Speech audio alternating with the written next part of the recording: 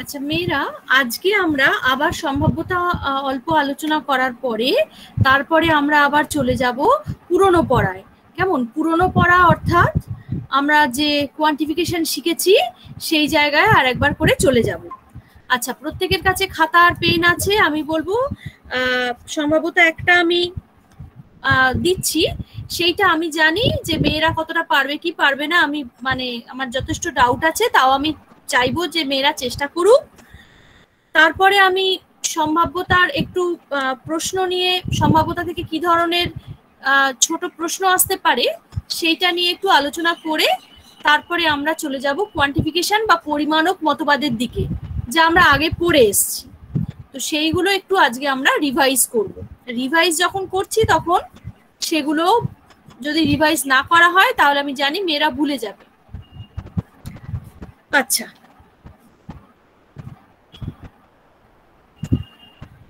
কালকে অবধি আমাদের সম্ভবত আলোচনা হয়ে গেছে, বেশ কিছুটা আলোচনা হয়ে গেছে, মানে রিভাইজ করা হয়ে গেছে। আজকে আরেকটু বড় সম্ভাব্যতার দিকে যাচ্ছি। যে এরম যদি আসে যে একটি পাত্রে 20টি সাদা ও 40টি কালো বল আছে, পরপর 4বার বল তুলে নিলে 4টিরই কালো বল হওয়ার সম্ভাব্যতা কত? পরপর 4বার বল তুলে নিলে 4টিরই কালো বল হবার সম্ভাব্যতা কত? কি বলছে? একটি পাত্রে 20টি সাদা বল এবং 40টি কালো বল আছে, তাহলে মোট বল হচ্ছে 60টা। তাহলে কি লিখতে হবে? মোট বল হচ্ছে 60টা, তার মধ্যে কালো বল কটা রয়েছে? না 40টা, কারণ এখানে কালো বল তোলারই সম্ভাব্যতা চাওয়া হয়েছে এবং বলেছে পরপর 4বার। তাহলে পরপর লিখতে হবে। প্রথমবার কালো বল তোলার সম্ভাব্যতা 40/60। আচ্ছা, এইটা আবার দুভাবে করতে দেওয়া হয়েছে, মানে দুভাবে অ্যান্সার চাওয়া হয়েছে। ক বলা হচ্ছে যদি প্রত্যেকটি বল পুনরায় পাত্রে ফেরত দেওয়া হয়, আর খ সেখানে বলা হয়েছে যে যদি টানা বলটি পুনরায় পাত্রে ফেরত না দেওয়া হয়, যদি তোলা বলটি যদি পাত্র থেকে তোলা বলটি পুনরায় পাত্রে আবার ফেরত না দেওয়া হয়, অর্থাৎ পাত্র থেকে বলটা তুলে পাশে রেখে দেওয়া হয়, তাহলে সম্ভাব্যতা সেক্ষেত্রে কি হবে? তার মানে এখানে দুভাবে মানে অঙ্কটা, সম্ভাব্যতার অঙ্কটা চাওয়া হয়েছে, উত্তর চাওয়া হয়েছে। তো প্রথম প্রশ্নটা কি? কয়ের প্রশ্নটা কি না, যদি প্রত্যেকটি বল পুনরায় পাত্রে ফেরত দেওয়া হয়, পুনরায় পাত্রে যদি ফেরত দেওয়া হয় তাহলে আমার মোট বলের সংখ্যাও একই থাকে, সম্ভাব্য মোট বলের সংখ্যাও একই, আর সম্ভাব্য অনুকূল ঘটনাও একই থাকে। তাহলে অনুকূল ঘটনা হচ্ছে 40, মোট ঘটনা হচ্ছে 60। তাহলে প্রথমবার তোলা বলটির কালো হওয়ার সম্ভাব্যতা 40/60, দ্বিতীয়বারও তাই, তৃতীয়বারও তাই, চতুর্থবারও তাই। কাটাকুটি করলে 2/3, কাটাকুটি করলে 2/3, দ্বিতীয়বারও, তৃতীয়বারও এবং চতুর্থবারও, মানে 4বার 2/3, 2/3, 2/3, 2/3, মানে শেষে কি করতে হবে? মোট সম্ভাব্যতা চাওয়া হয়েছে, তাহলে শেষে এই সবকটাকে একসাথে গুণ করে দিতে হবে, মানে পিএ, পিবি, পিসি আর পিডি। তাহলে কি লিখবো? পরপর 4বার বল তুলে নিলে 4টি বলেরই কালো হওয়ার সম্ভাব্যতা, যদি তোলা বল পাত্রে ফেরত দেওয়া হয় তাহলে 4টি বলেরই কালো হওয়ার সম্ভাব্যতা হবে। এটা লিখে নিতে হবে যে যদি তোলা বল ফেরত দেওয়া হয়, মানে কয়ের অ্যান্সার বলে লিখতে হবে। তাহলে 4টি বলেরই কালো হওয়ার সম্ভাব্যতা হবে 2/3 ইন্টু 2/3 ইন্টু 2/3 ইন্টু 2/3। তাহলে কত হচ্ছে? 16/81, হ্যাঁ, 16/81। এরপরে খয়ের অ্যান্সার। খয়ে কি বলছে না, যদি তোলা বল পুনরায় পাত্রে ফেরত দেওয়া না হয়, তাহলে কি বলা হচ্ছে? এখানে প্রথমে এখানে 4বার বল তোলার কথা বলা হয়েছে। তাহলে প্রথমবার যখন বল তোলা হলো তখন সেটির কালো হওয়ার সম্ভাব্যতা হবে 40/60। তারপরে সেটা কি করা হলো সেটা লিখে নিতে হবে যে তোলা বলটি পুনরায় পাত্রে ফেরত দেওয়া হলো না। তাহলে দ্বিতীয় বলটির কালো হওয়ার সম্ভাব্যতা হবে 39/59, 39/59, মানে একটা করে কমবে, মানে মোট ঘটনাও একটা কমবে, অনুকূল ঘটনাও একটা কমবে। তারপরে আবার সেই বলটিও পাত্রে পুনরায় ফেরত দেওয়া হলো না, ফলে তৃতীয় বলটিরও কালো হওয়ার সম্ভাব্যতা কত? 38/58, অর্থাৎ 38/58। এই বলটিও পাত্রে ফেরত দেওয়া হলো না, তাহলে চতুর্থ বলটির কালো হওয়ার সম্ভাব্যতা 37/57। তো এইভাবে তারপরে পিএ, পিবি, পিসি এবং পিডি, এটা হচ্ছে দ্বিতীয়টার অ্যান্সার, যে যদি টানা বল পুনরায় পাত্রে ফেরত দেওয়া না হয় তাহলে তারপরে কি করতে হবে? এই চারটে কি একসাথে গুণ করলে দ্বিতীয়টার অ্যান্সার পাওয়া যাবে, কারণ অঙ্কটা দুভাবে চাওয়া হয়েছে। একটা হচ্ছে যদি তোলা বল পাত্রে ফেরত দেওয়া হয়, আর দ্বিতীয় মানে প্রশ্নটা বলা হয়েছে যে যদি তোলা বল পাত্রে ফেরত দেওয়া না হয়। তাহলে এভাবে আমাদের বিষয়টাকে করতে হবে। আমি জানি এগুলো আমি অলরেডি আগে করিয়েছি, আজকে আমরা শুধুই রিভাইজ করছি, আর কিছুই না। আমি জানি তোদেরকে জিজ্ঞেস করলে তোরা কতটা বলতে পারবি, করতে সময় লাগবে, তোদের বলতে সময় লাগবে, সেই জন্য আমি এটা বলে দিলাম।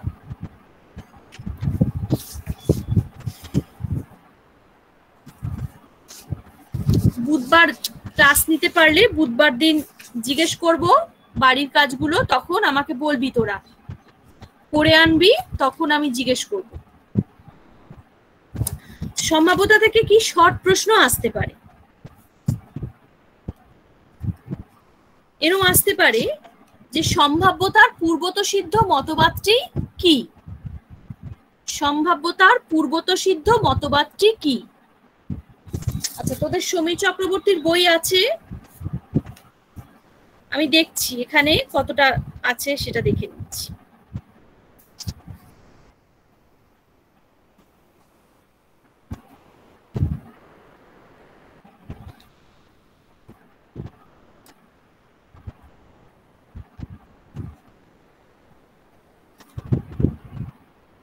তোরা সম্ভাব্যতার একদম প্রথম পেজে চলে যা।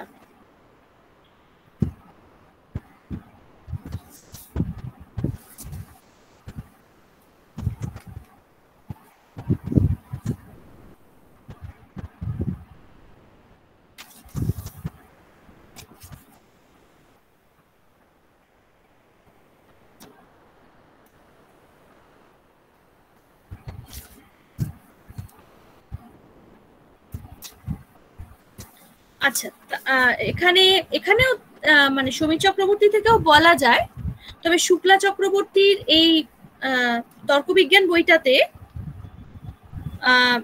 এই জায়গাটা সম্ভবতার পূর্বতসিদ্ধ মতবাদ বলেই আলাদা করে একটা হেডিং করে লেখা রয়েছে। আমি বলছি তোরা একটু লিখে নে, তাহলে লেখ সম্ভাব্যতার পূর্বতসিদ্ধ মতবাদ।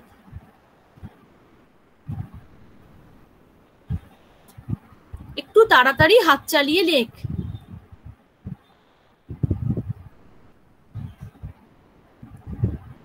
পূর্বতসিদ্ধ কথাটির অর্থ হলো, পূর্বতসিদ্ধ কথাটির অর্থ হলো যা অভিজ্ঞতার পূর্বেই সিদ্ধ বা প্রমাণিত।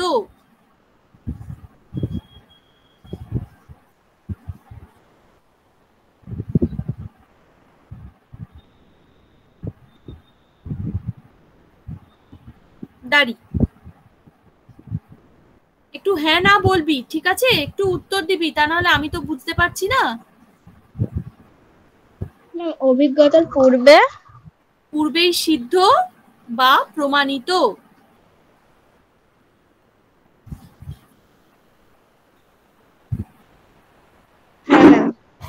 যে মতবাদে বলা হয় কোনো ঘটনার সম্ভাব্যতা, যে মতবাদে বলা হয় কোনো ঘটনার সম্ভাব্যতা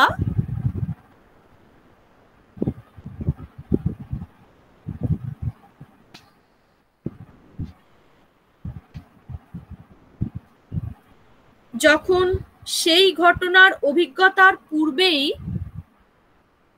যখন সেই ঘটনার অভিজ্ঞতার পূর্বেই নির্ণয় করা হয়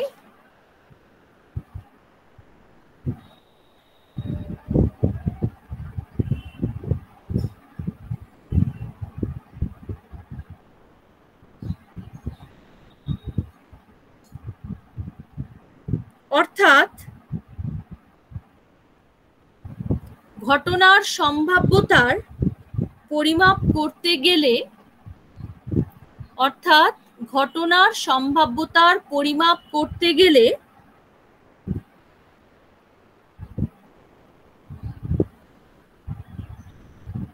অভিজ্ঞতার কোনো প্রয়োজন হয় না, অভিজ্ঞতার কোনো প্রয়োজন হয় না,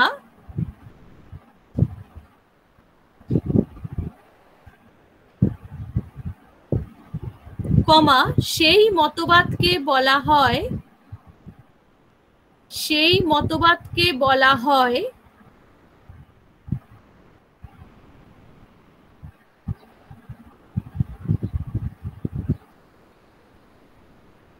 সম্ভাব্যতার পূর্বতঃসিদ্ধ মতবাদ।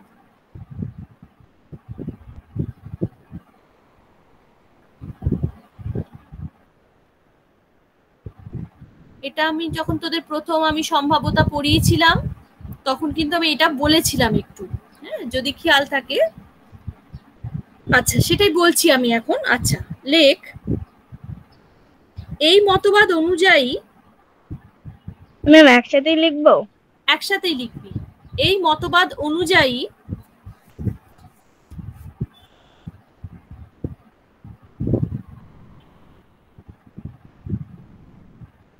কোনো ঘটনা যদি নিশ্চিত সত্য জানা যায়,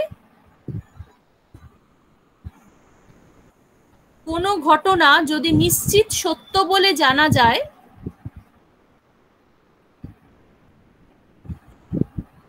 কোনো ঘটনা যদি নিশ্চিত সত্য বলে জানা যায়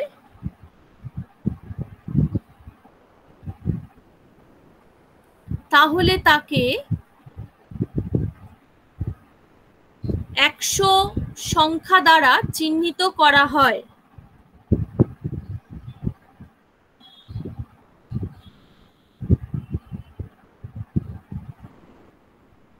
এবং ঘটনাটি যদি নিশ্চিত মিথ্যা হয়, এবং ঘটনাটি যদি নিশ্চিত মিথ্যা হয়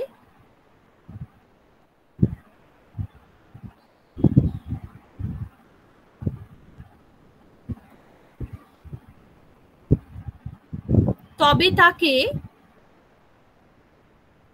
0 মানে 0 সংখ্যা দ্বারা চিহ্নিত করা হয়।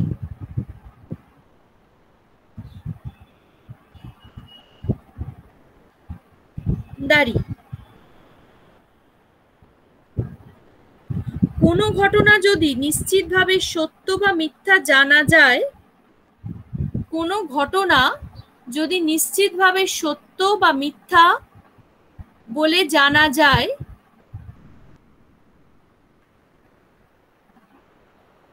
কোনো ঘটনা যদি নিশ্চিতভাবে সত্য বা মিথ্যা বলে জানা যায়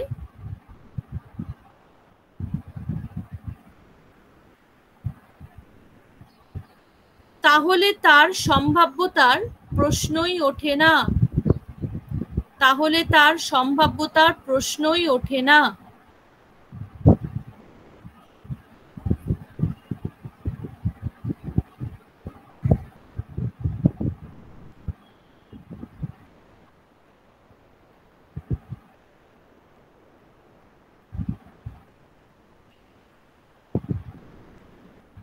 দাঁড়ি, সম্ভাব্যতা হলো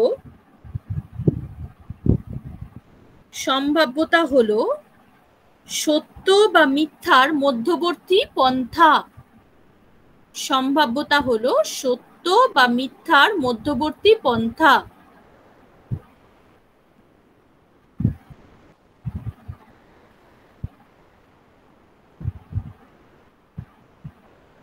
অর্থাৎ এক্ষেত্রে 1 থেকে 99, অর্থাৎ এক্ষেত্রে 1 থেকে 99 মানে 1 হাইফেন দিয়ে 99 লেখ, 1-99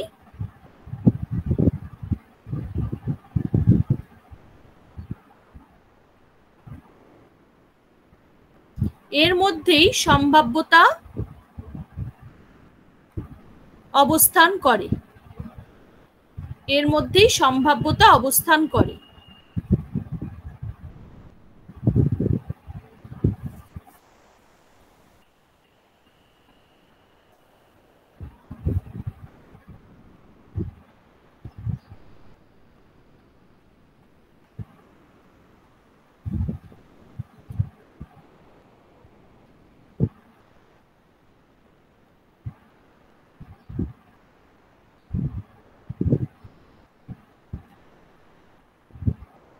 যেমন দাড়ি দিয়ে লেখ, যেমন যখন বলা হয়, যেমন যখন বলা হয় একটি মুদ্রাকে ছোঁড়া হলে, একটি মুদ্রাকে ছোঁড়া হলে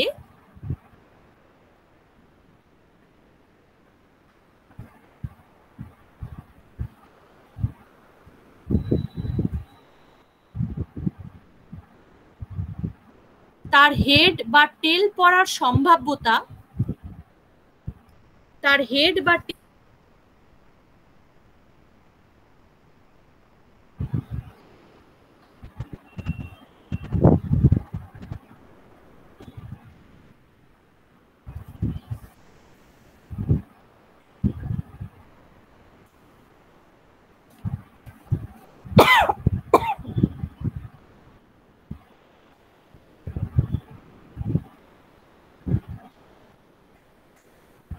একটা জিজ্ঞাসা চিহ্ন দে। এই প্রশ্নের উত্তর খুঁজতে হবে 1 থেকে 99 এর মধ্যেই। এই প্রশ্নের উত্তর খুঁজতে হবে 1 থেকে 99 এর মধ্যেই।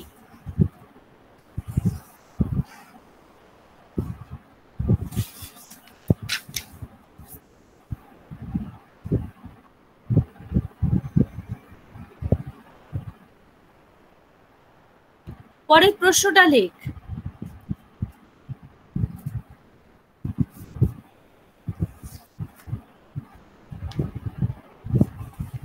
সম্ভাব্যতার পরতসাধ্য মতবাদ কাকে বলে?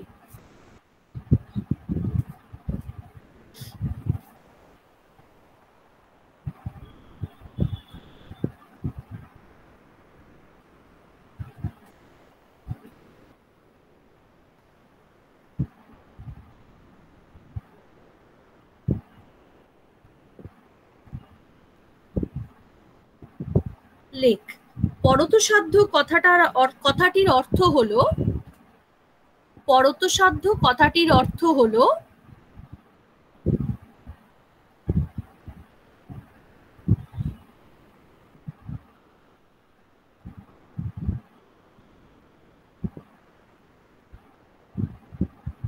যা অভিজ্ঞতার পরে সিদ্ধ বা প্রমাণিত, যা অভিজ্ঞতার পরে সিদ্ধ বা প্রমাণিত।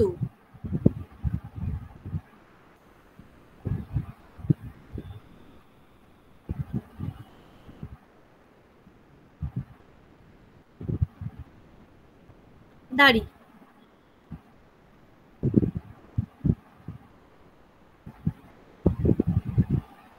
যে মতবাদে বলা হয়, যে মতবাদে বলা হয়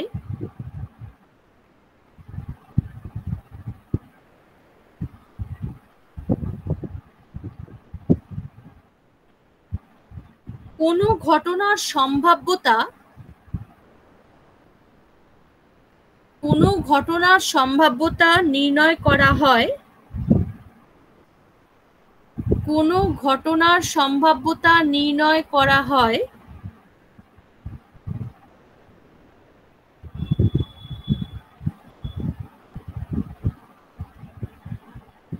ঘটনাটির অভিজ্ঞতার উপর নির্ভর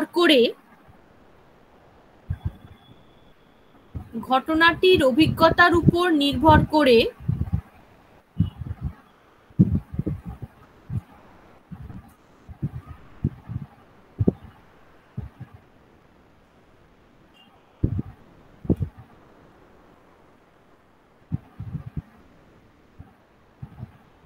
অর্থাৎ যেখানে ঘটনার সম্ভাব্যতার পরিমাপ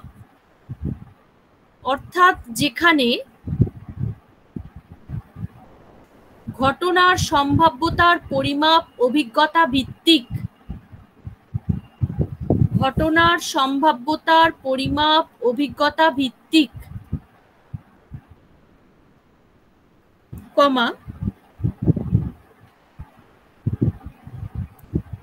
সেই মতবাদকে পরতসাধ্য বা অভিজ্ঞতা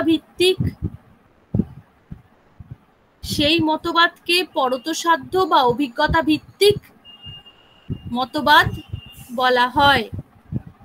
এই অবধি হলে বলবি।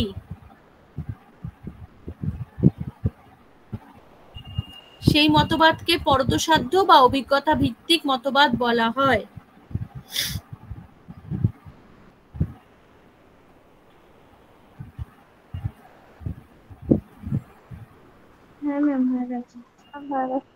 আচ্ছা, এই মতবাদকে আরোহী মতবাদও বলা হয়।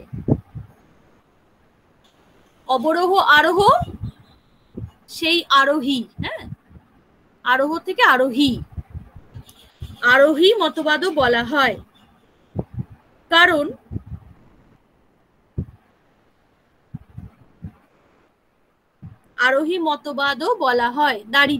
কারণ এখানে পরিসংখ্যানের উপর নির্ভর করে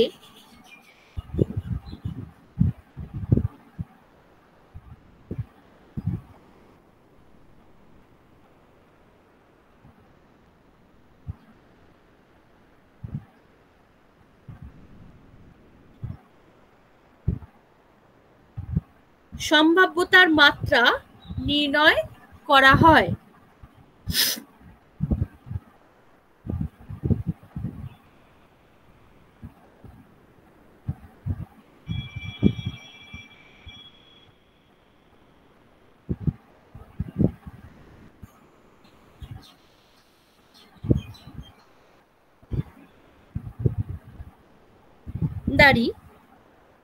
এই মতবাদে সম্ভাব্যতা গণনা করা হয় m/n এই সূত্রের দ্বারা।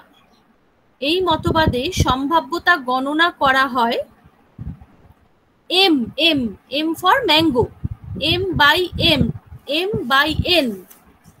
n ফর নোজ, n সব স্মল লেটারে, হ্যাঁ, m/n এই সূত্রের দ্বারা।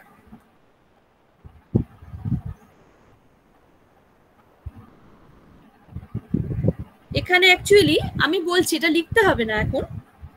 n মানে হচ্ছে নাম্বার অফ ক্লাস, মানে নিচেরটা যে n যেটা রয়েছে সেটা হচ্ছে নাম্বার অফ ক্লাস বোঝানো হচ্ছে। আর m মানে বোঝানো হচ্ছে মেম্বার্স হ্যাভিং দ্য অ্যাট্রিবিউট, এভাবে বোঝানো হচ্ছে।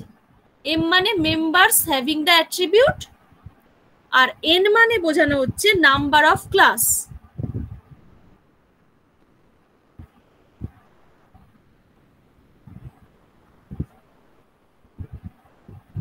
আচ্ছা, যেমন ধরা যাক,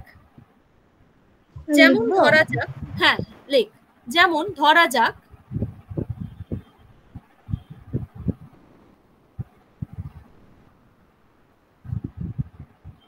1000 জন ছাত্রছাত্রীর উপর পরীক্ষা করে দেখা গেল 1000 জন ছাত্রছাত্রীর উপর পরীক্ষা করে দেখা গেল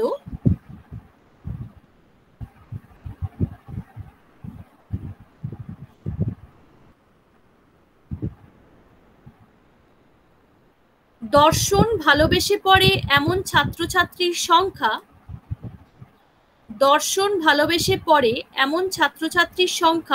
250 জন, 250।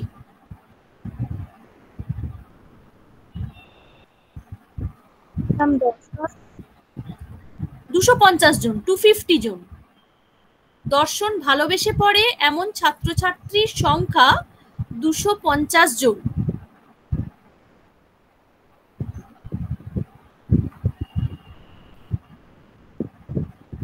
সুতরাং m/n সূত্র অনুসারে এখানে সম্ভাব্যতা হবে 250/1000। m/n যেটা আমি তখন বললাম। হ্যাঁ ম্যাম লিখেছি। হ্যাঁ, m/n এই সূত্র অনুসারে এক্ষেত্রে সম্ভাব্যতা হবে 250/1000। যেহেতু বলেছে 1000 জন ছাত্রছাত্রীর মধ্যে মাত্র 250 জন দর্শনকে ভালোবেসে পড়ে।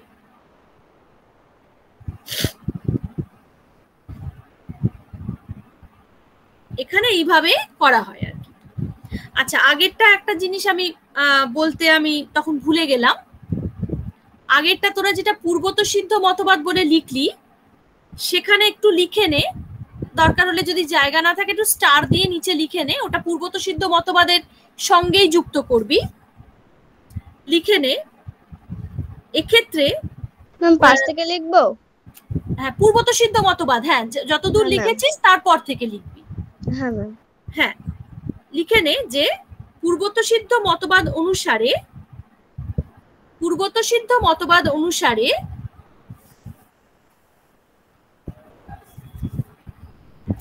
সম্ভাব্যতা নির্ণয়ের সূত্রটি হবে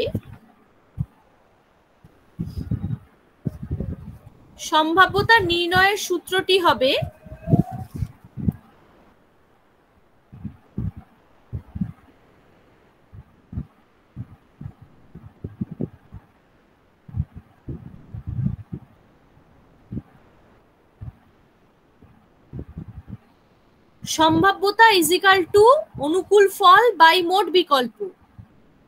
সম্ভাব্যতা ইজিক্যাল টু অনুকূল ফল বাই মোট বিকল্প, মানে যেভাবে তোরা সম্ভাব্যতা করেছিস এতদিন।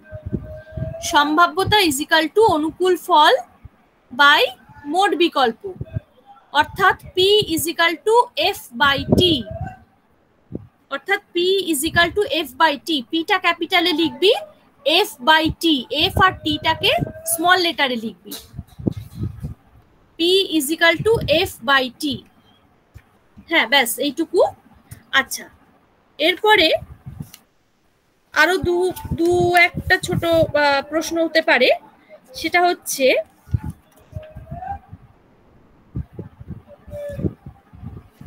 সম্ভাব্যতার গুণের সূত্রটি কি?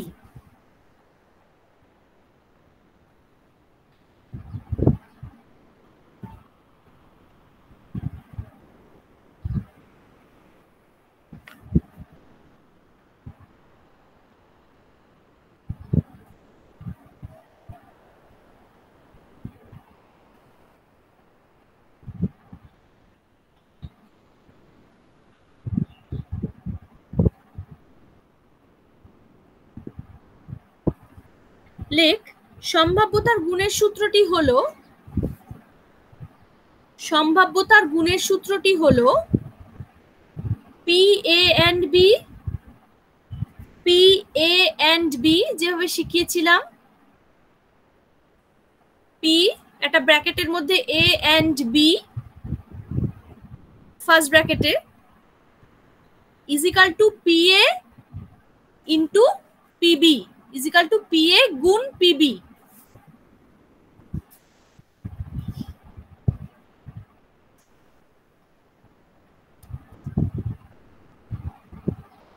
একটু ব্যাখ্যা করে দে এটাকে। এখানে A এবং B দুটি স্বতন্ত্র ঘটনাকে বোঝাচ্ছে। A মানে এখানে স্মল লেটারে A আর স্মল লেটারে B লিখবি।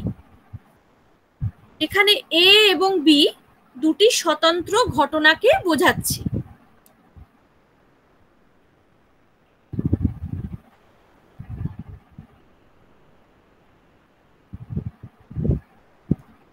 পিএ কথাটির অর্থ হলো পিএ, ক্যাপিটালে পি আর স্মলে এ। পিএ কথাটির অর্থ হলো এ ঘটনার সম্ভাব্যতা। এটা এ হচ্ছে স্মল লেটারে লিখবি। পিএ কথাটির অর্থ হলো এ ঘটনার সম্ভাব্যতা, এটা স্মল লেটারে। পিবি কথাটির অর্থ হলো, দাড়ি দিয়ে লেখ, পিবি কথাটির অর্থ হলো বি ঘটনার সম্ভাব্যতা।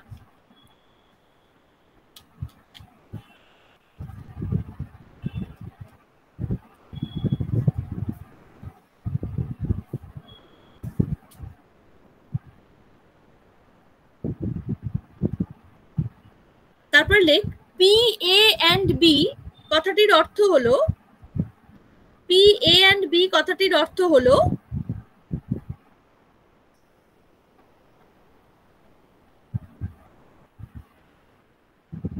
পিএ এবং পিবি, পিএ এবং পিবি এই দুটি জটিল ঘটনার একত্রে ঘটার সম্ভাব্যতা। পিএ এবং পিবি এই দুটি জটিল ঘটনা লিখতে হবে না, লেখ যে পিএ এবং পিবি এই দুটি ঘটনার একত্রে ঘটার সম্ভাব্যতা। পিএ এবং পিবি এই দুটি ঘটনার একত্রে ঘটার সম্ভাব্যতা। এই যে দুটো ঘটনা হয়ে যাচ্ছে তখনই এই দুটোকে একত্রে আমরা জটিল ঘটনা বলতে পারি। কিন্তু যদি শুধু পিএ বলি সেটা আলাদা একটা সরল ঘটনা, শুধু পিবি হচ্ছে আলাদা একটা সরল ঘটনা। এবার দুটো মিলে যখন আমি একত্রে তাদের সম্ভাব্যতা নির্ণয় করছি তখন আমরা বলছি যে পিএ এবং পিবি, এভাবে যখন বলছি তখন আমরা গুণের মাধ্যমে তাদের সম্ভাব্যতাটা নির্ণয় করি। তো এটা এভাবে লিখে দে, পি এ এন্ড বি এর এই কথার অর্থ হলো পিএ এবং পিবি এই দুটি ঘটনার একত্রে ঘটার সম্ভাব্যতা।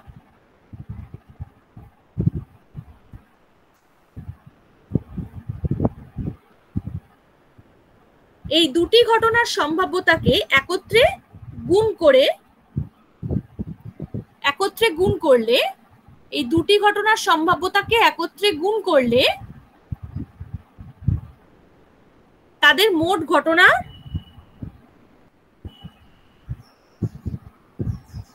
একত্রে গুণ করলে এভাবে লেখ, এবি নামক ঘটনার, স্মল এ স্মল বি একসাথে লেখ, এবি নামক ঘটনার সম্ভাব্যতা পাওয়া যাবে। তাহলে কি বললাম, এই দুটি ঘটনার সম্ভাব্যতাকে একত্রে গুণ করলে এবি নামক ঘটনার সম্ভাব্যতা পাওয়া যাবে।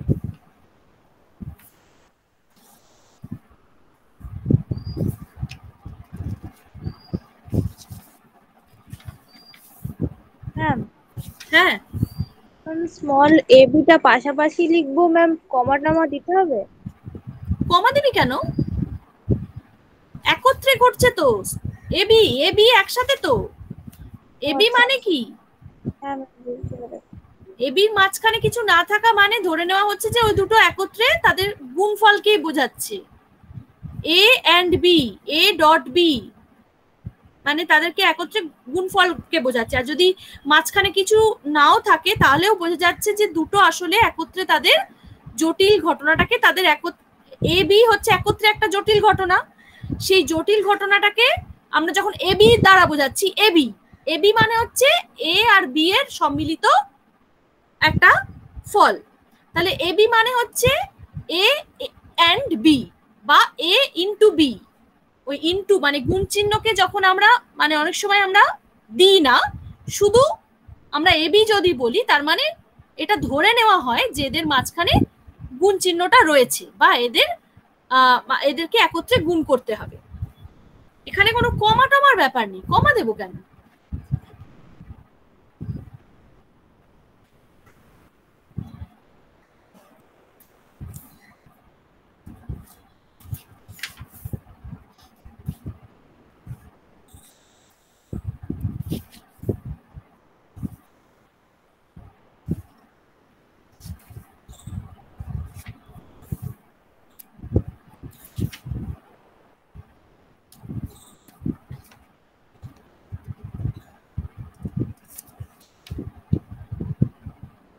আচ্ছা, পরেরটা লেখ, সম্ভাব্যতার যোগের সূত্রটি কি?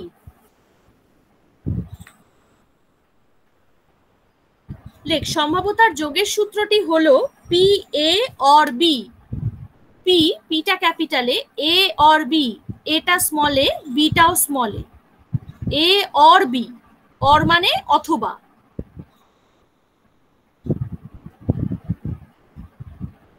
এ অর বি, ওই জন্য যোগ মানে কি আমরা অথবা বলি, তো অথবা থাকলে তখনই যোগের সূত্র প্রয়োগ করি, বা অনেক সময় আমরা ধরে নিই যে এখানে অথবা বলা মানে এখানে অথবাটা চাওয়া হচ্ছে বা অথবা এখানে বলছে, এটা আমরা ধরে নিয়ে সেই জায়গায় যোগের সূত্র প্রয়োগ করি। তাহলে কি বলছি, P A or B is equal to P A plus PB. P A আর বি টা ব্র্যাকেটের মধ্যে, আর বি না, আর না, অর। হ্যাঁ ম্যাম, অর লিখেছি, ব্র্যাকেটের মধ্যে হবে, ব্র্যাকেটের মধ্যে হবে, এ অর বিটা একটা ব্র্যাকেটের মধ্যে রাখ, ফার্স্ট ব্র্যাকেটে রাখ। P A or B is equal to P A plus PB.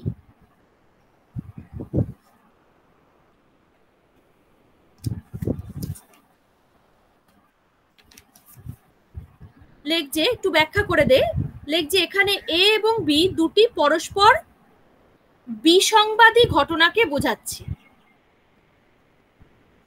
বিসংবাদী ঘটনা কাকে বলে? অথবাকেই আমরা একদিক থেকে অথবাকে অবিসংবাদী বলতে পারি, একদিক থেকে অথবাকে আমরা বিসংবাদী বলতে পারি। তো এখানে বিসংবাদী বোঝাচ্ছে, বিসংবাদী মানে হচ্ছে যে মানে দুটো বৈকল্পিক ঘটনা। বৈকল্পিক মানে কি, মানে এটা অথবা ওটা, তাহলে এই দুটো হচ্ছে দুটো বৈকল্পিক ঘটনা।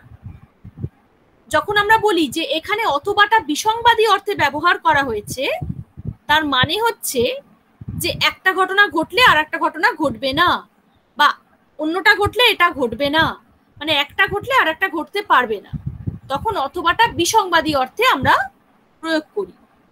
তো মানে আর অবিসংবাদী অর্থে প্রয়োগ করা মানে হচ্ছে যে একটা ঘটলে আর একটাও ঘটতে পারে, হ্যাঁ, তখন আমরা কোনো একটা অথবাকে অবিসংবাদী অর্থে প্রয়োগ করি।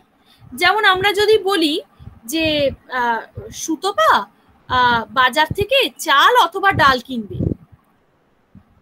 এখন এখানে অথবাটা অবিসংবাদী অর্থে, কেন? কারণ এগুলো কিন্তু কিছু লিখতে হবে না, এটা আমি জাস্ট বোঝানোর জন্য বলছি। কারণ সে চাল আর ডাল একসাথেই কিনতে পারে, চাল আর ডাল কেনার মধ্যে কোনো বিরোধ নেই, কিন্তু সে মানে তার কাছে যদি একটু পয়সা বেঁচে যায় সে হয়তো ডালও কিনে নিল, মানে চাল কেনার পরে যদি পয়সা বেঁচে যায় ডাল কিনে নিল, কিংবা ডাল কেনার পরে একটু পয়সা বেঁচে গেলে সে হয়তো 500 চাল কিনে নিল, কি 1 কেজি চাল কিনে নিল, মানে নিতে পারে একসাথে, মানে যে অথবা একসাথে পসিবল হতে পারে সেই অথবাকে বলা হচ্ছে অবিসংবাদী অথবা। কিন্তু আমি যদি বলি যে সমরেশ জীবিত অথবা মৃত, সমরেশ জীবিত অথবা মৃত, তাহলে এই ধরনের অথবাকে আমরা বলবো বিসংবাদী অথবা। কেন? কারণ এখানে এই যে দুটো বিকল্প রয়েছে, জীবিত আর মৃত, দুটো বিকল্প একসাথে সত্য হতে পারে না, কখনোই পারে না। কারণ কেউ জীবিত থাকলে সে মৃত হতে পারে না, কেউ মৃত হয়ে গেলে সে আর জীবিত হতে পারে না। ফলে এই ক্ষেত্রে অথবাটা হয়ে যাচ্ছে বিসংবাদী অর্থে অথবা।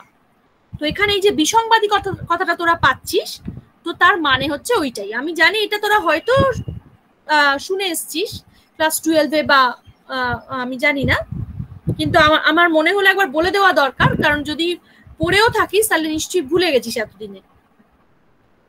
আচ্ছা, যাই হোক, তাহলে কি বলছে এখানে, লেখ তাহলে এখানে যে এখানে এ এবং বি দুটি পরস্পর বিসংবাদী ঘটনাকে বোঝাচ্ছে।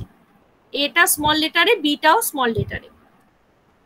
এ এবং বি দুটি পরস্পর বিসংবাদী ঘটনাকে বোঝাচ্ছে।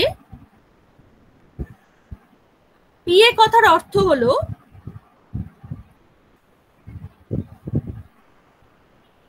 পি এ কথার অর্থ হলো এ ঘটনাটির সম্ভাব্যতা, আর পিবি কথার অর্থ হলো বি ঘটনাটির সম্ভাব্যতা।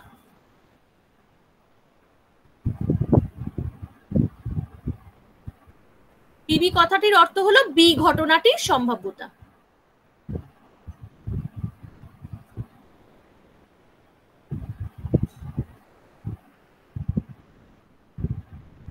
গাড়ি দিয়ে লেখ। প্রথমে আলাদাভাবে এই দুটি ঘটনার সম্ভাব্যতাকে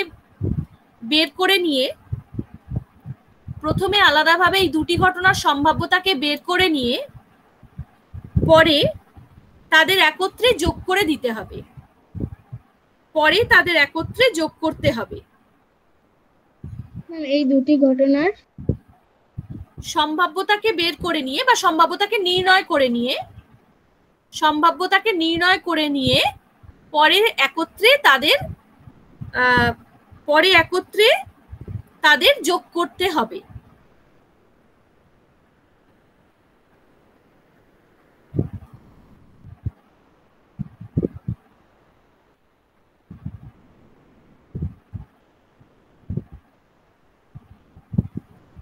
সেই যোগফলটি হবে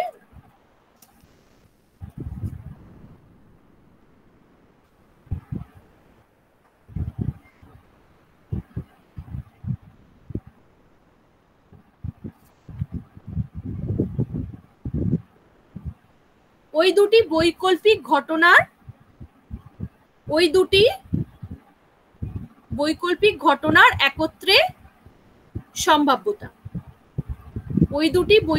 ঘটনার একত্রে সম্ভাব্যতা।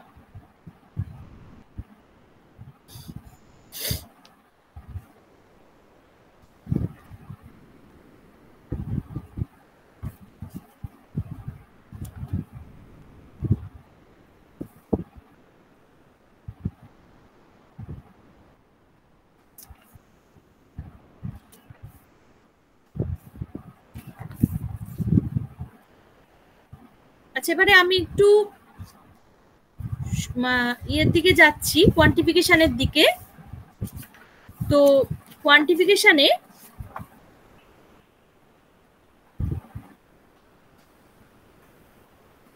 বা পরিমাণক মতবাদের দিকে গেলাম। সেই পরিমাণক মতবাদে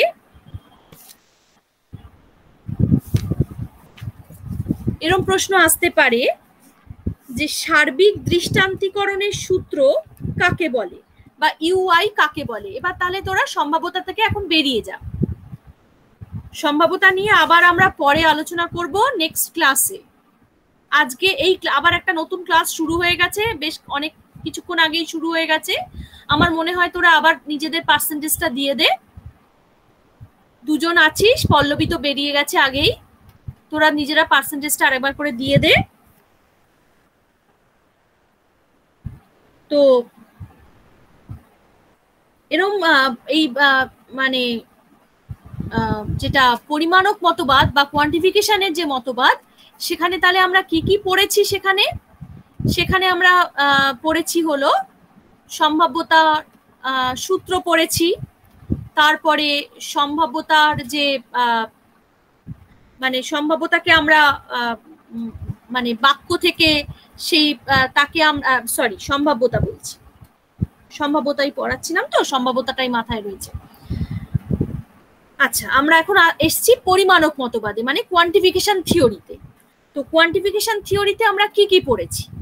কোয়ান্টিফিকেশন থিওরিতে আমরা পড়েছি হচ্ছে কোয়ান্টিফিকেশনের সূত্রগুলো পড়েছি, মানে পরিমাণক মতবাদের যে 4টে সূত্র সেগুলো পড়েছি। আমরা পরিমাণক মতবাদ এবং 19 রুলসের সাহায্যে আমরা বৈধতা বিচার করেছি। আমার মনে হয় মেয়েদের নিশ্চয়ই মনে আছে। আমি বলবো সবাই তোরা একটু রিভাইজ করে নে। আচ্ছা, তারপরে আমরা কি করেছি? কোয়ান্টিফিকেশন মানে কোয়ান্টিফিকেশনের সাহায্যে, পরিমাণক মতবাদের সাহায্যে আমরা কি করেছি? অবৈধতাও করেছি। তো বৈধতা করা হয়ে গেছে, অবৈধতা করা হয়ে গেছে। এছাড়া আমরা ওই কোয়ান্টিফিকেশনে যখন ওই বাক্য থেকে যখন সেটাকে আমরা কি করেছি? সাংকেতিকরণও করেছি, মানে কোয়ান্টিফিকেশনের দ্বারা, অর্থাৎ মানব, গ্রাহক ইত্যাদির দ্বারা ওই বাক্যটিকে কি করেছি? সাংকেতিকরণ করেছি। মানব, গ্রাহক ইত্যাদির দ্বারা সেটাকে সাংকেতিকরণও করেছি। এগুলো আমরা সব করেছি, অনেকবার ধরে এগুলো প্র্যাকটিসও করেছি। আমি বলবো এগুলো তোরা আবার করে খাতা উল্টে পাল্টে ভালো করে দেখতে থাক।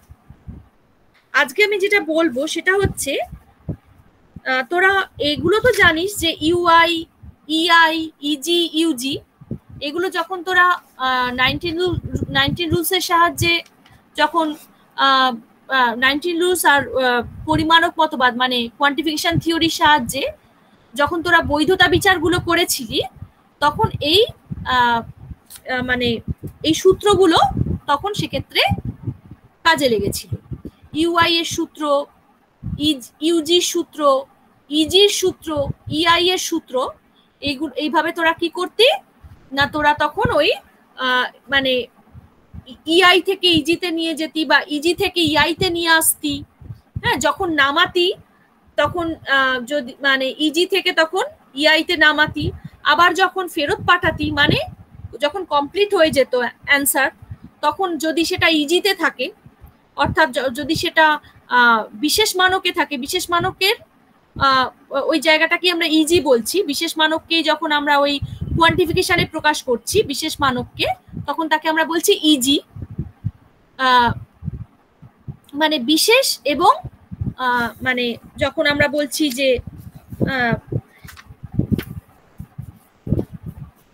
অস্তিত্ব সূচক যে মানক, হ্যাঁ অস্তিত্ব সূচক, একে আমরা বলছি যে অস্তিত্ব সূচক যে মানক, এই অস্তিত্ব সূচক মানকের যখন আমরা সামান্যীকরণ করছি, অর্থাৎ তাকে আমরা বলছি ইজি, তাকে আমরা বাংলায় বললে বলি অস্তিত্ব সূচক সামান্যীকরণ বা অস্তিত্বমূলক সামান্যীকরণ। হ্যাঁ, মানে একাধারে সেটা অস্তিত্বমূলক বচন, কারণ যখন আমরা ইজি সূত্র অ্যাপ্লাই করছি তখন কোন ক্ষেত্রে ওগুলোকে ইজি সূত্র অ্যাপ্লাই করছি, ডটের ক্ষেত্রেই আমি ইজি সূত্র অ্যাপ্লাই করছি। আর ডট দেওয়া বচনগুলো কিরকম বচন আমরা জানি, সেটা আই অথবা ও বচন। হ্যাঁ, মানে যদি মেন কানেক্টিভ শুধু ডট থাকে তাহলে আমরা জানি যে ওটা আই বচন। আর মানে যদি বিধেয়র আগে কার্ল দিয়ে আমরা যখন আমরা বিধেয়র আগে কার্ল বসাচ্ছি অথচ মেন কানেক্টিভ ডট থাকছে, তখন আমরা বলছি যে এটা হচ্ছে ও বচন। ও বচনকে আমরা এভাবে মানে প্রকাশিত করছি মানকের সাহায্যে। তো এবার ইজি, হ্যাঁ ইজির কথাটা মানে ইজি, এই যে অস্তিত্ব মানে এটাকে বাংলায় বলা হচ্ছে অস্তিত্বমূলক সামান্যীকরণ বা ইংরেজিতে বলা হচ্ছে এক্সিস্টেন্সিয়াল জেনারালাইজেশন, এক্সিস্টেন্সিয়াল জেনারালাইজেশন। হ্যাঁ, তো এই যে বিষয়টা, এটা মানে হচ্ছে যখন আমি বিষয়টাকে জেনারেলাইজ করছি, এক্সিস্টেন্সিয়াল বচন তো ওটা থাকছেই, অস্তিত্বমূলক বচন ওটা থাকছে, কিন্তু ওটাকে যখন আমি জেনারেলাইজেশন মানে ওটাকে যখন আমি জেনারেলাইজ করছি তখন, অর্থাৎ তখন যখন ওটাকে আমি সামান্যীকরণের দ্বারা বোঝাচ্ছি, অর্থাৎ মানক চিহ্নের দ্বারা যখন ওটাকে আমি বোঝাচ্ছি, তখন ওটাকে আমি নাম দিচ্ছি ইজি। আর যখন মানক চিহ্ন মানে মানক গ্রাহক ইত্যাদি মানে যে মানে চিহ্নগুলো, এগুলোকে যখন আমি বাদ দিয়ে যখন আমি ওটাকে মানে মানে পি এ পি বি বা যখন আমি এভাবে বসাচ্ছি, তখন আমি সেটাকে আমরা কি বলছি, বা পি এ এভাবে বসাচ্ছি বা মানে যখন আমি এভাবে বসাচ্ছি, কিন্তু যখন আমি বলছি অল এক্স পি এক্স, তখন সেটা হয়ে গেল মানক দ্বারা বোঝানো। কিন্তু যখন আমি ওই চিহ্নকে ছেড়ে দিয়ে মানক চিহ্নকে বাদ দিয়ে যখন শুধু পি এ এভাবে বসাচ্ছি, তখন সেটা মানক মানে মানক ছাড়া বসানো হলো। এবার সেটা যদি অস্তিত্বমূলক বচনের ক্ষেত্রে হয় তাহলে আমি সেক্ষেত্রে বলবো ইআই। আর যদি সেটা মানে যখন আমি মানক দিয়ে সেটাকে বোঝাচ্ছি অস্তিত্বমূলক বচনকে, তখন সেটাকে আমরা বলবো ইজি। আর মানক ছাড়া বললে তখন আমরা বলবো ইআই অস্তিত্বমূলক বচনের ক্ষেত্রে। আর যখন সেটা সার্বিক বচনের ক্ষেত্রে হবে, অর্থাৎ সার্বিক মানকের ক্ষেত্রে মানে সার্বিক বচনের ক্ষেত্রে মানে মেন কানেক্টিভ ইমপ্লাইজ হলে আমরা জানি সার্বিক মানককে আমরা মেন কানেক্টিভ ইমপ্লাইজ দিয়ে বোঝাই আর অল এক্স দিয়ে বোঝাই। তো সার্বিক মানককে যখন আমরা মানে ওই বিষয়টাকে যখন আমরা মানক চিহ্নের দ্বারা বোঝাচ্ছি, তখন সেটা হয়ে যাচ্ছে সার্বিক মানক বা ইউজি। হ্যাঁ, ইউজি বলছি তখন সেটাকে। আর যখন মানক চিহ্ন ইত্যাদি এই সমস্ত বিষয়গুলো ছাড়িয়ে, এই সমস্ত বিষয়গুলো বাদ দিয়ে যখন শুধু মানে মানে মানক চিহ্নকে বাদ দিয়ে যখন বসাচ্ছি, তখন সেটাকে আমরা বলছি ইউআই বা সার্বিক দৃষ্টান্তিকরণ। হ্যাঁ, সার্বিক দৃষ্টান্তিকরণ তার মানে কি দুই ধরনের বিষয় আমরা পাচ্ছি, একটা হচ্ছে ইউআই, একটা হচ্ছে ইউজি, একটা হচ্ছে ইআই, একটা হচ্ছে ইজি। তাহলে ইউআই হচ্ছে কি না সার্বিক দৃষ্টান্তিকরণ, সেটা মানে কি, কারণ কি সেখানে আমরা কি করছি, সেটা দৃষ্টান্ত রূপে সেটাকে আমরা মানে যখন আমরা সার্বিক মানক থেকে মানে কোনো একটা মানে সার্বিক মানককে বাদ দিয়ে যখন আমি মূল বিষয়টাকে যখন আমি দৃষ্টান্তিকরণ করছি, তখন সেটাকে আমরা বলবো সার্বিক দৃষ্টান্তিকরণ। আর যখন আমরা সেটা বিশেষ মানকের ক্ষেত্রে করব, তখন আমরা বলবো বিশেষ দৃষ্টান্তিকরণ। আর যখন বিশেষ মানককে যখন আমরা মানক চিহ্ন দ্বারা বোঝাচ্ছি, তখন আমরা বলবো বিশেষ মানে তখন আমরা বলবো অস্তিত্বমূলক, মানে বিশেষ মানককে আমরা অস্তিত্বমূলক কথাটার দ্বারা বলবো, তখন আমরা বলবো অস্তিত্বমূলক সামান্যীকরণ। আর যখন সার্বিক মানককে বলবো, তখন আমরা বলবো যে সার্বিক সামান্যীকরণ। কেমন? মানে ইউজি কে আমরা বলবো সার্বিক সামান্যীকরণ, আর ইজি কে আমরা বলবো অস্তিত্বমূলক সামান্যীকরণ। ইউআই কে আমরা বলবো সার্বিক দৃষ্টান্তিকরণ, আর ইআই কে আমরা বলবো বিশেষ দৃষ্টান্তিকরণ। এবার এগুলোর না একটা ছোট ছোট সূত্র হয়, তো এগুলো যদি এরকম প্রশ্ন আসে যে সার্বিক সামান্যীকরণের সূত্রটি কি, লেখ সার্বিক সামান্যীকরণের সূত্রটি কি। ব্র্যাকেটে ইউজি কথাটা লিখে নে। সার্বিক সামান্যীকরণ এরকম কথা একটু ভারী বাংলা, হ্যাঁ, এই ধরনের কথা তো তোরা শুনতে অভ্যস্ত না, তোরা ওই ইউজি ইজি এগুলো শুনে অভ্যস্ত। তো সার্বিক সামান্যীকরণ মানে হচ্ছে অ্যাকচুয়ালি ইউজি কেই বোঝাচ্ছে, মানে ইউনিভার্সাল জেনারেলাইজেশন। তাহলে সেটাই হচ্ছে সার্বিক সামান্যীকরণ সূত্রটি কি। এভাবে যদি বলে তাহলে কি লিখতে হবে, বলতে হবে যে যে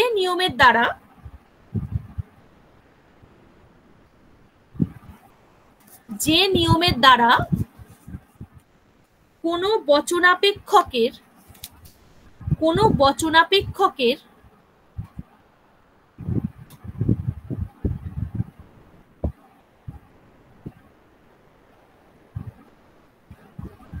নিবেশন দৃষ্টান্ত থেকে, কোনো বচনাপেক্ষকের নিবেশন দৃষ্টান্ত থেকে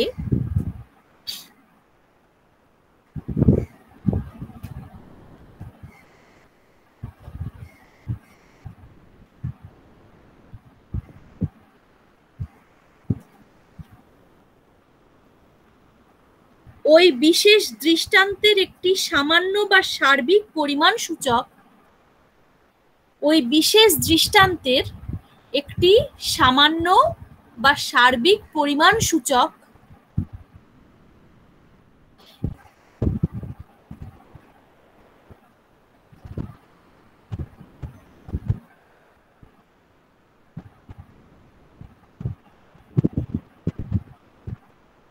বৈধভাবে অনুমান করা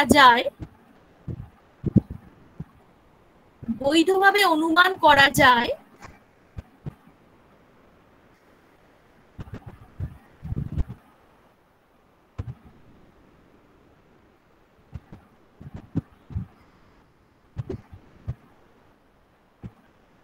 কমা তাকে সার্বিক সামান্যীকরণের সূত্র বা ইউজি বলা হয়। তাকে সার্বিক সামান্যীকরণের সূত্র বা ইউজি বলা হয়। আবার বলছি, যে নিয়মের দ্বারা কোনো বচনাপেক্ষকের নিবেশন দৃষ্টান্ত থেকে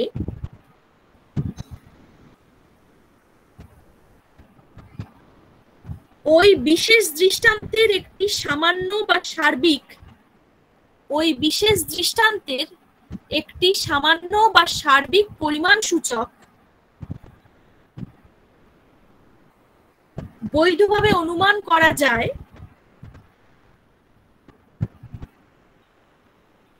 তাকে সার্বিক সামান্যীকরণের সূত্র বা ইউজি বলা হয়।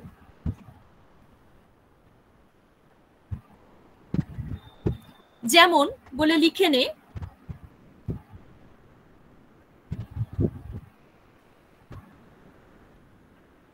পি এ, ওপরে পি ক্যাপিটালের পিটা লেখ, পিটা ক্যাপিটাল এ লেখ, এটা স্মল এ লেখ, পি এ তার নিচে, তার ঠিক নিচে লেখ অতএব, অতএব all X P X. P X এর ব্র্যাকেট দিস না, পি এক্স এর ব্র্যাকেট হবে না। অতএব অল এক্স পি এক্স মানে পি এ থেকে আমরা পি এক্স এ আসলাম।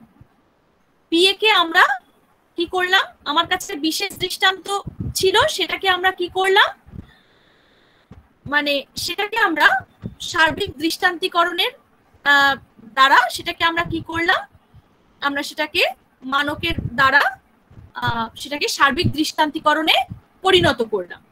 তাহলে যদি পি এ ছিল, সেই পি এটাকে আমরা করে দিতে পারি অল এক্স পি এক্স, এভাবে আমরা বলতে পারি পি এ অল এক্স, অতএব অল এক্স পি এক্স। পরেরটা লেখ অস্তিত্বমূলক দৃষ্টান্তিকরণের সূত্র কাকে বলে। হয়েছে? আগে আগে বলছি, আমি জিজ্ঞেস করি হয়েছে কিনা আগে বল। হ্যাঁ ম্যাম হয়েছে। আচ্ছা, পরেরটা লেখ অস্তিত্বমূলক দৃষ্টান্তিকরণের সূত্র ব্র্যাকেটে ই আই।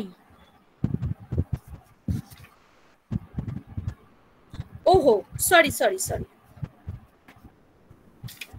সরি, দাঁড়া,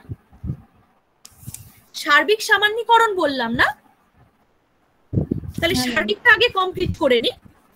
লেখ সার্বিক দৃষ্টান্তিকরণের সূত্র বা ইউআই কাকে বলে। আগে সার্বিকটাই কমপ্লিট করে নে, তারপরে অস্তিত্বতে যাব। সার্বিক দৃষ্টান্তিকরণের সূত্র ইউআই, ব্র্যাকেটে লিখে নে ইউআই কাকে বলে।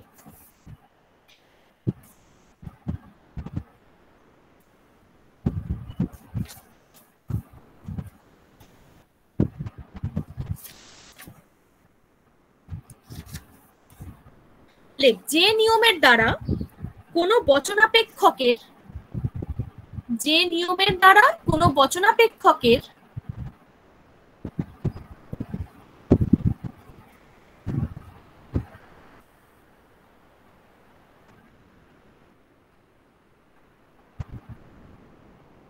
যে কোনো নিবেশন দৃষ্টান্তকে,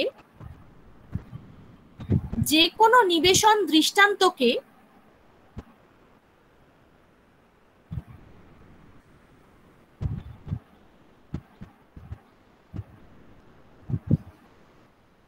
ওই বচনাপেক্ষকের সামান্য পরিমাণ সূচক থেকে, ওই বচনাপেক্ষকের সামান্য পরিমাণ সূচক থেকে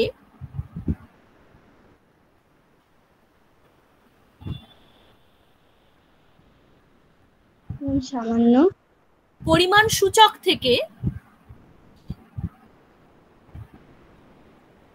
বৈধভাবে অনুমান করা যায়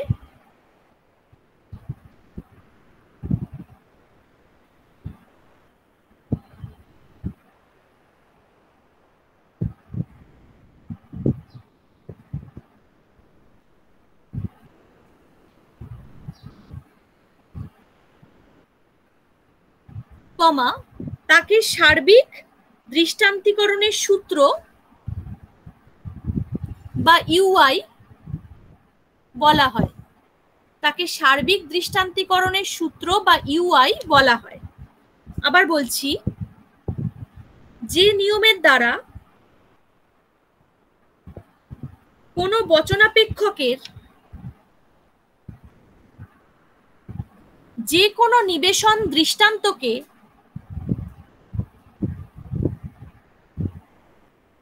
ওই বচনাপেক্ষকের সামান্য পরিমাণ সূচক থেকে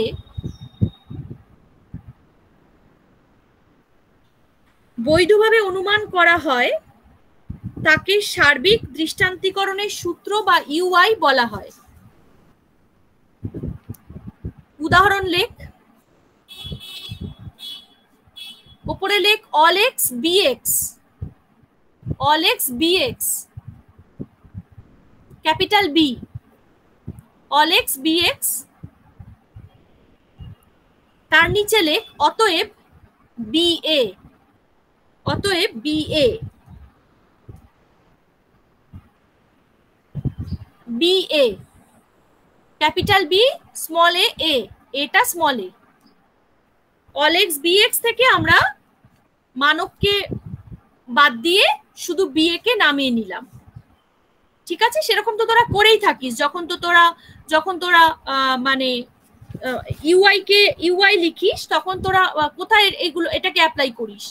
যখন তোরা বৈধতা বিচার করিস 19 রুলস এর সাহায্যে, তাই না? তখন ইউআই কখন লিখিস? তখন যখন তোরা মানবকে ছাড়িয়ে যখন তোরা মানে লজিকটা করবি, সেই সময় তোরা মানবকে বাদ দিয়ে শুধু ওটাকে বসাচ্ছিস বিষয়, মানে ওই ইউনিট গুলোকে, তখন সেক্ষেত্রে তোরা কি করছিস? তখন সেক্ষেত্রে তোরা মানবকে বাদ দিয়ে বসাচ্ছিস, এবং তখন এটা যদি সার্বিক মানক হয় তখন তোরা লিখছিস ইউআই। আবার যখন তোরা মানে কমপ্লিট করছিস, সেটা যদি তখন সার্বিক মানক হয়, যখন পুরো অ্যান্সারটা কমপ্লিট করছিস তখন যদি সার্বিক মানকে অ্যান্সার চাওয়া হয়, তখন আবার তোরা ওটাকে মানক চিহ্নের দ্বারা বুঝিয়ে মানে কমপ্লিট করে দিচ্ছিস, মানক চিহ্নের দ্বারা ওটাকে যুক্ত করে দিচ্ছিস, যেটা থাকছে, যেটা অ্যান্সার হচ্ছে সেটা মানক চিহ্নের দ্বারা যুক্ত করে দিচ্ছিস। সেটা যদি সার্বিক মানক হয় সেখানে তোরা লিখছিস ইউজি। আচ্ছা, তাহলে হলো। এবারে একইভাবে ইআই আর ইজি। এবার লেখ তাহলে অস্তিত্বমূলক সামান্যীকরণের সূত্র। আগে ইজিটা লিখে নে। অস্তিত্বমূলক সামান্যীকরণের সূত্র ইজি কাকে বলে? অস্তিত্বমূলক সামান্যীকরণের সূত্র ইজি কাকে বলে?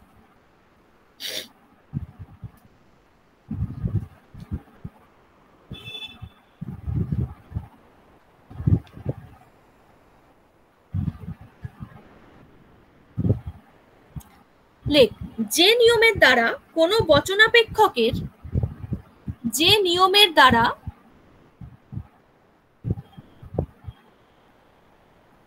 বচনাপেক্ষকের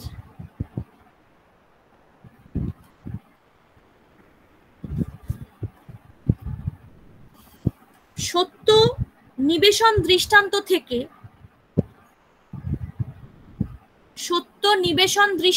থেকে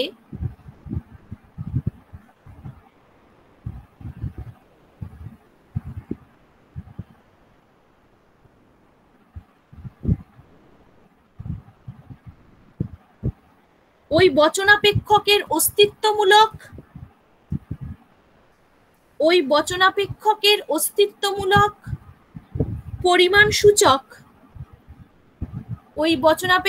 অস্তিত্বমূলক পরিমাণ সূচক বৈধভাবে অনুমান করা হয়,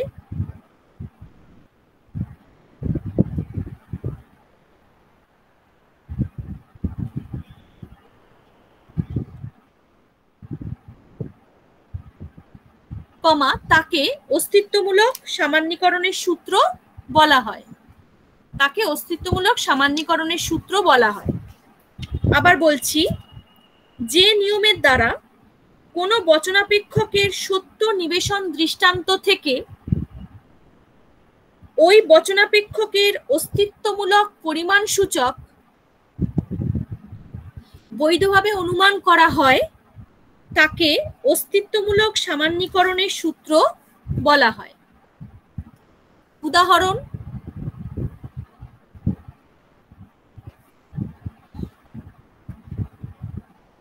বিএ, ওপরে লেখ বিএ,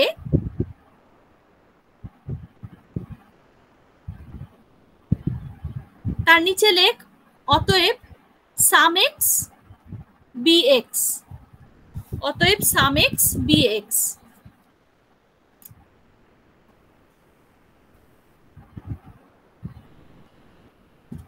মানে আমরা কি করলাম? বিষয়টাকে জেনারেলাইজ করলাম বা সামান্যীকরণ করলাম বা মানক চিহ্নের দ্বারা বিষয়টাকে বোঝালাম। সেই জন্য, এবং বিষয়টা যদি অস্তিত্বমূলক বিষয় হয় তাহলে, বা বিষয়টা যদি আমার বিশেষ বচন হয়, তাহলে সেটা আমি এভাবে বোঝাবো, সাম এক্স বিএক্স, এভাবে, মানে সাম এক্স দ্বারা বিষয়টাকে বোঝাবো। আচ্ছা, পরেরটা হয়েছে তো? এটা আগে সেটা বল। হ্যাঁ ম্যাম হয়েছে। জাকিয়া, উত্তর দিচ্ছিস না? হ্যাঁ ম্যাম, হয়ে গেছে। আচ্ছা, এবার লেখ অস্তিত্বমূলক দৃষ্টান্তীকরণের সূত্র ইআই। অস্তিত্বমূলক দৃষ্টান্তিকরণের সূত্র ইআই কাকে বলে?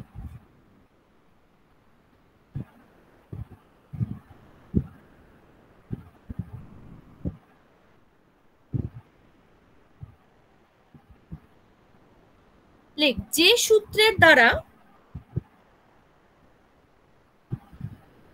সূত্রের দ্বারা একটি বচনাপেক্ষকের অস্তিত্বশীল পরিমাণ সূচক থেকে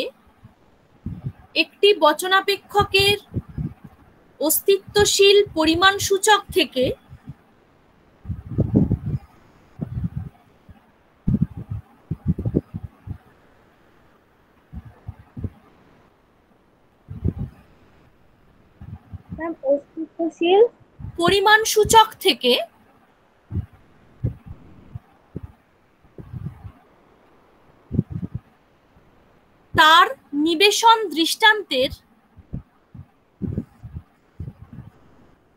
সত্যতা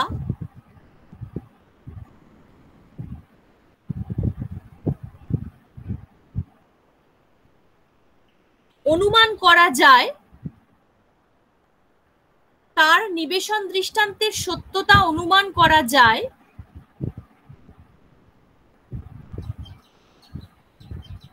কমা যে নিবেশন দৃষ্টান্ত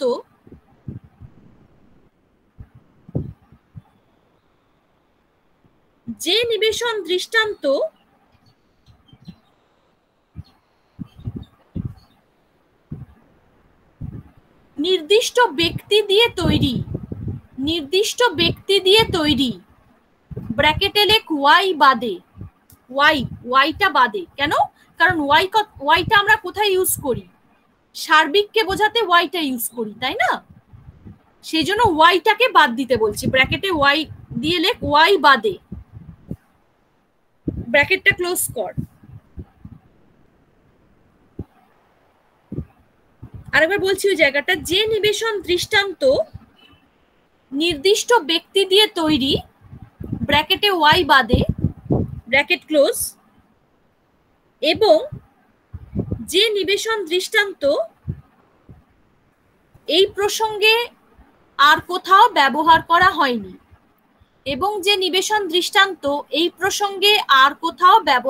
হয়নি, কেন এই কথাগুলো লিখতে হচ্ছে? কারণ আমরা কি জানি, ইআই বা অস্তিত্বমূলক দৃষ্টান্তিকরণ যাকে বলা হচ্ছে না, এটা আমরা কি জানি যে বিশেষের ক্ষেত্রে আমরা একটা মাত্রই বিশেষকে নামাতে পারি, কিন্তু যখন আমরা সার্বিককে নামাচ্ছি তখন কিন্তু আমরা যে কটা সার্বিক আছে সে কটাকেই আমরা মানক চিহ্নকে বাদ দিয়ে সেগুলোকে নামাতে পারি। কিন্তু বিশেষ যদি দুটো তিনটেও থাকে তাহলেও কিন্তু আমরা নামাতে কটা পারি? বিশেষকে একটাকেই নামাতে পারি, এবং সেটাকেই প্রথমে নামাতে হবে আমাদের, তাই তো? হ্যাঁ ম্যাম। তার মানে কি, বিশেষ বচন অনেকগুলো থাকলেও সবকটা বিশেষ বচনকে কিন্তু আমরা নামাতে পারবো না। আমরা মাত্র একটাই বিশেষ বচনকে নামানোর অধিকারী। হ্যাঁ, সেই জন্যই বলা হচ্ছে যে বিশেষ ব্যক্তিটি এর আগে অন্য কোথাও ব্যবহার করা হয়নি।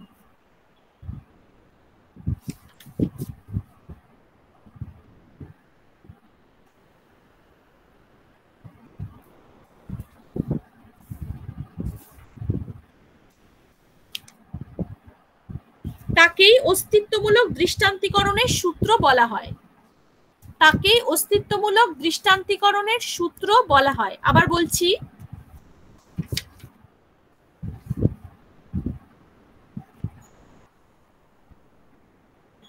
যে সূত্রের সাহায্যে একটি বচনাপেক্ষকের অস্তিত্বশীল পরিমাণ সূচক থেকে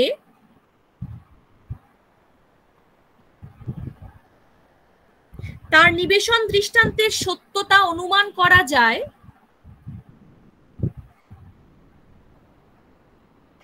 যে নিবেশন দৃষ্টান্ত নির্দিষ্ট ব্যক্তি দিয়ে তৈরি ব্র্যাকেটে ওয়াই বাদে, এবং যে নিবেশন দৃষ্টান্ত এই প্রসঙ্গে আর কোথাও ব্যবহার করা হয়নি।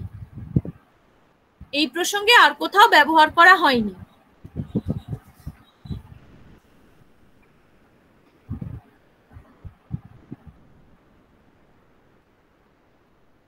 কমা, তাকেই অস্তিত্বমূলক দৃষ্টান্তিকরণের সূত্র বলা হয়।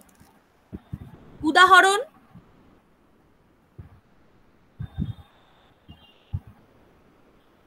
সাম এক্স পি এক্স, সাম এক্স এর পরে লেখ পি এক্স, অতএব পি এ, অতএব পি এ।